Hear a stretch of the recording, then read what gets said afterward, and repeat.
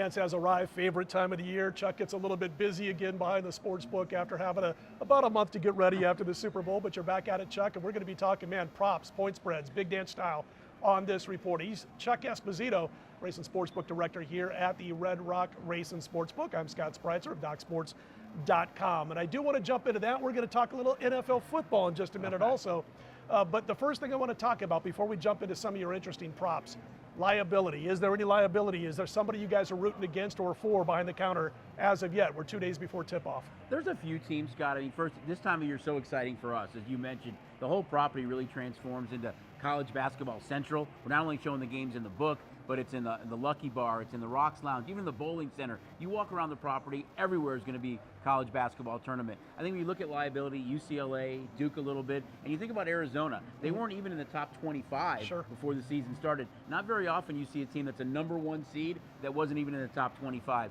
So those three schools a little bit rooting against right now, but a lot changes between now and that Monday night in April. About 6 weeks ago, I think we were heading to the NFL playoffs, and I mentioned I think I got to find Arizona around 12 to 1. I didn't quite get 12 to 1, but we jumped on Arizona back then. So you kind of saw it coming. I thought that was fair enough odds at the time, and of course those odds dropped like crazy throughout the next couple of weeks. But I wanted to mention about, listen, you're going to be here on Thursday. It's going to be crazy for people who are coming here. And I always ask this of sportsbook directors and shows I've done in the past.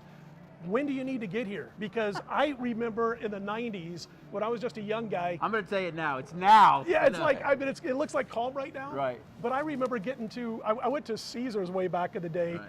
And I went to Westgate. I was all over the place when it was the LVH, and I'm running everywhere, and it's like 7 in the morning, and we were too late. It was like, forget about it. So yeah, get here early if you're in town. Get the SDN Sports App, preferably before Thursday.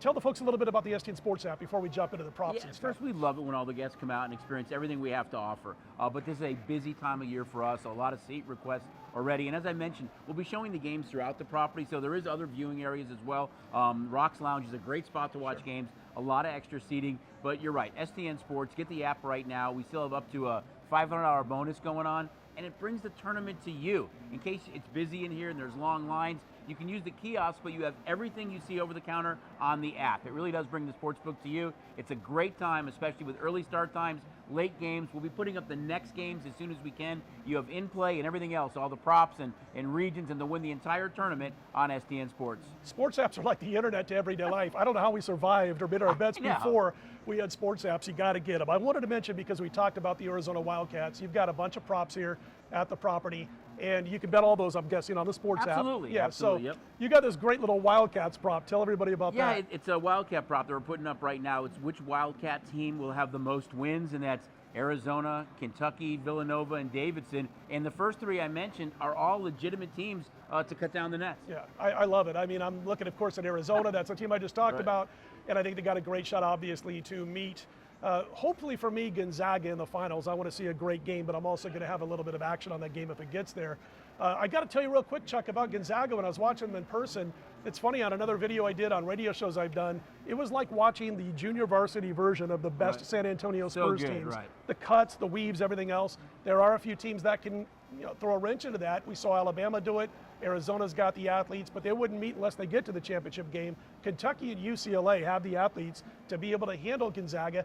Even Texas Tech would have an outside shot if they meet up in the third round of the tournament. I was at the game here at T-Mobile when they played Duke. And even Duke, I mean, just the style of play and the fact that they can go 8 and 9 guys deep, they presented, I think, some problems for them. It was one of the most exciting sporting events I'd ever been to, being courtside for that Gonzaga-Duke game. Just the atmosphere and the excitement of it, but they're a really, really good team right now. Consensus overall #1, but can they actually cut down the nets is the big question. Absolutely. There's been such a West Coast failures, I would say, of late in the NCAA tournament. Got to ask you about Davidson, Michigan, only because when I was watching the matchups announced on the network the other day, and the first thing I tweeted out was Davidson's going to be there's a good chance it's going to be a popular play.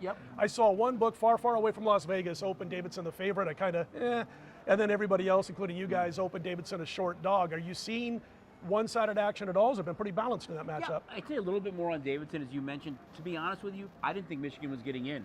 I really thought they'd be one of the first 4 out. I was surprised at their seeding because based on their seeding, they weren't even a thought to not be in it. So I was a little bit surprised with that. But yes, a little bit money on Davidson. And we're in such an information era right now. Everybody's talking about those kind of Cinderella stories. Who is that David against Goliath? And who is those long shots that can win in the first couple of rounds? Who's your potential Cinderella? I was looking at maybe Wisconsin if they got, I know Tony talked about it too, and they're not really a Cinderella because I thought they should have been a 2, and that's Tennessee. Yeah. I think they played so well toward the end of the season right now. I like Tennessee as a 3. I really thought Iowa should have been a 3 instead of a 5. So the 2 schools that I thought were maybe a little bit undervalued were both Tennessee and Iowa. Again, not extreme long shots, but I thought they should have been a 2 and a 3 instead of a 3 and a 5. Got to switch gears for a second. Got to turn to the king of them all, and that is the NFL. And if there's a prince to the king, it would be Tom Brady over the last 20-plus years. The GOAT. Man retires, goes home. I don't know what caused him to go back, but he says, I'm going back. Now he's back with the Tampa Bay Buccaneers. He does lose an offensive guard who was pretty key to what they accomplished the last couple of years, who's now going to be playing for another team. But I'm watching him come back, and I was thinking, man, I remember when some of the books had 45-50, I think as high as 60-1 on Tampa Bay to win the Super Bowl after Tom Brady retired, if Tom Brady comes back. Right. You guys were a little bit sharper than that. You made him 25-1 before he came back. Yeah, we talked about it a lot, and you still looked at Tampa Bay, and I thought they were the best team in the South. We know that New Orleans and Carolina had quarterback issues, Atlanta kind of a rebuilding team right now, and they kept talking about, we're going to go out and get a quarterback. Right. They did their homework on Watson, on Baker Mayfield. There was 8 quarterbacks they talked about potentially acquiring, so we still looked at them, even with Trask, the only quarterback on the roster is, hey, Tampa is still the best team in the AFC South, or the NFC South, excuse me, and it's a wide open NFC. I mean, you look at outside of right now the Packers and the Rams, there's not a lot of depth there. Brady comes back, and Tampa's right at the top right now. Green Bay 7-1. You look at the Rams 8-1, and Tampa's 9-1. Those 3 kind of bunched up at the top of the NFC. Any action coming in on Tampa since he announced he was coming out of retirement? Just a little bit, but when we first heard it, we took it down for about 5 minutes. We readjusted in that 5-minute period. There was probably a dozen different people that came up and wanted to bet on Tampa at a higher price. I wouldn't doubt it. Major League Baseball, you sent me a packet of over-under wins totals last week. So when the folks are here watching March Madness, betting March Madness, they can get involved in their favorite baseball teams or teams they think are going to do well or not so well according to the over-unders. Got some real bad news for Padre fans earlier this week when Tatis was ruled out for at least 2 to 3 months, and I remember texting a couple of bettors, and I'm like, man, Tatis out for 2 to 3 months, and the general reply back to me was, and that means the Padres are out to 2023.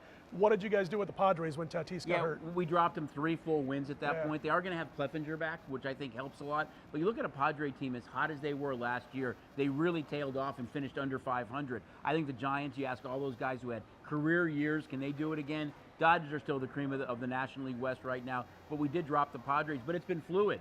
With the A's trades, with trading Matt Olson, we saw them drop. One of the surprising teams is they've been betting over for the Arizona Diamondbacks. Low win total, but a lot of action on the over for that one so far, but kind of fluid with all these free agency signings right now going on pretty much by the hour in baseball. Can I get Yordan Alvarez at about 45-1 to win the home run title this year for Houston? Not quite 45, but...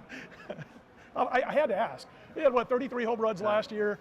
Only had 8 at-bats in 2020 pandemic year, and then in 2019 he had I think he had 27. So in the last 2 full seasons he's played, he's hit 60 combined home runs, and I'm looking everywhere. I was trying to get Chuck to maybe think too much about college basketball and give me a juicy There's no odds on downtime that anymore. I mean, with the free agency in football right now and baseball, it's so many things that we're kind of looking at. It's really fluid, but you're right, everything affects the odds, and we're constantly moving teams up and down and win totals up and down just based on information that's out there. Good chance Tony George and I are going to be down here. I won't be down here till afternoon on Thursday. It's going to be after 12. I'm one of those guys who does my work at 1 o'clock in the morning, gets up about 10 a.m.